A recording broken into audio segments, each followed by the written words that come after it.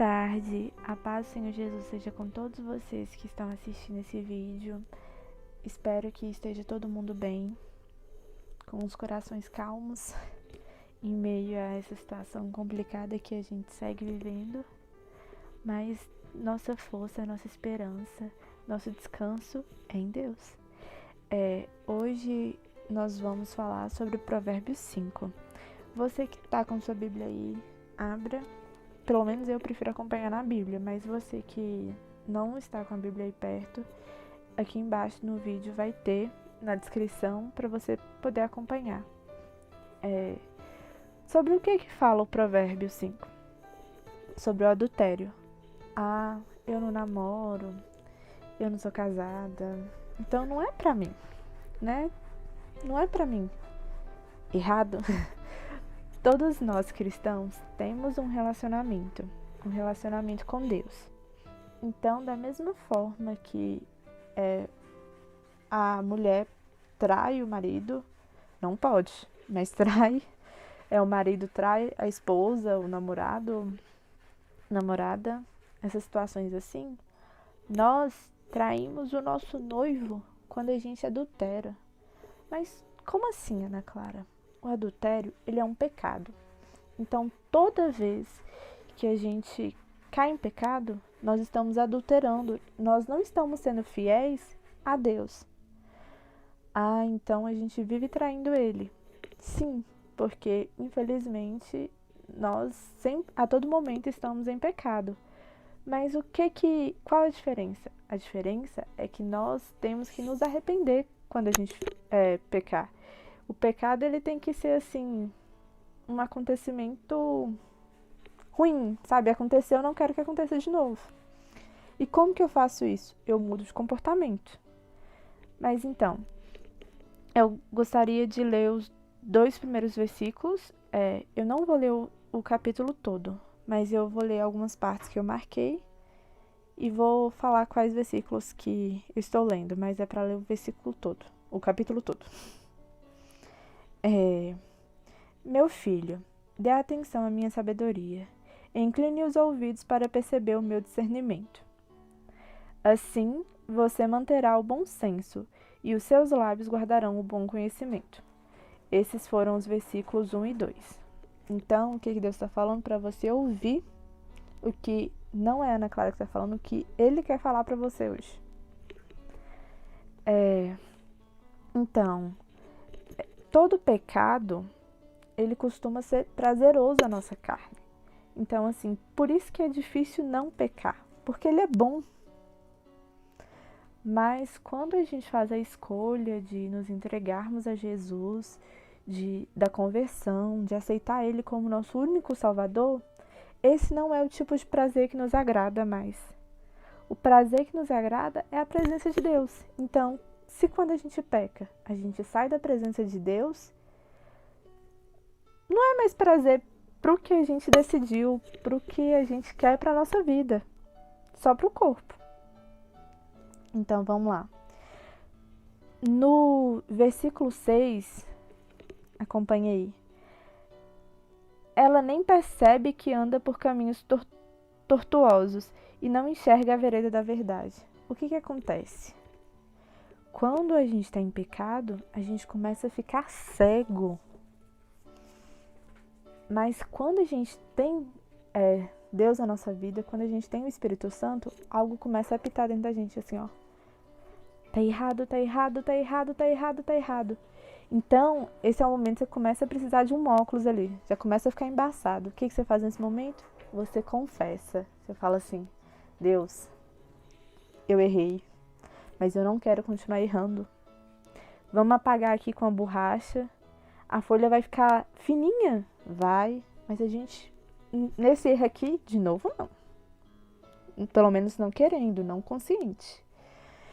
E aí, no verso 8 fala, fique longe dessa mulher. Não se aproxime nem da porta da sua casa. Então, o que a gente tem que fazer do pecado? Fugir.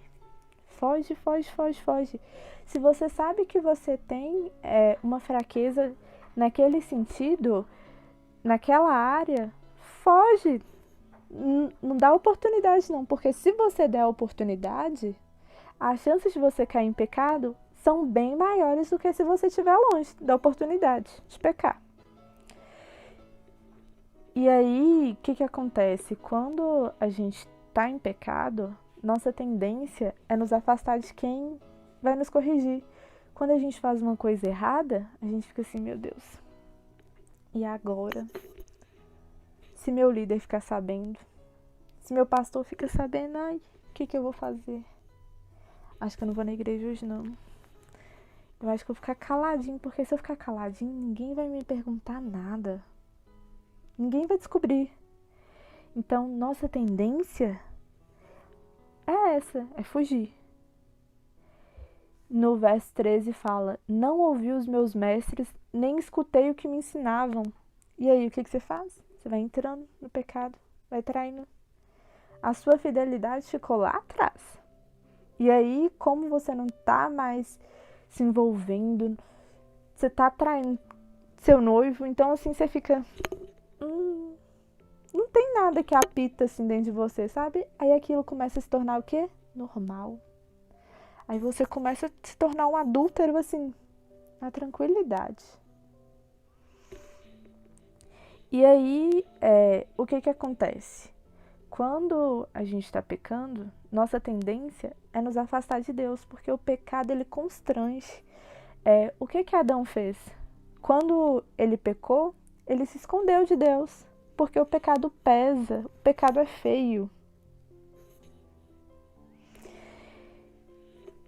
E outra notícia, quando a pessoa trai uma esposa, seu esposo, marido, namorado, namorada, tem alguma pessoa que pode contar, né? Chegar e falar assim, olha, fulano te traiu, eu acho que fulano tá te traindo. E com Deus, ninguém precisa contar. Ele assiste tudo de camarote. No verso 21 fala, o Senhor vê os caminhos do homem e examina todos os seus passos. Então, Ana Clara, mas nós somos humanos, nós somos suscetíveis ao pecado.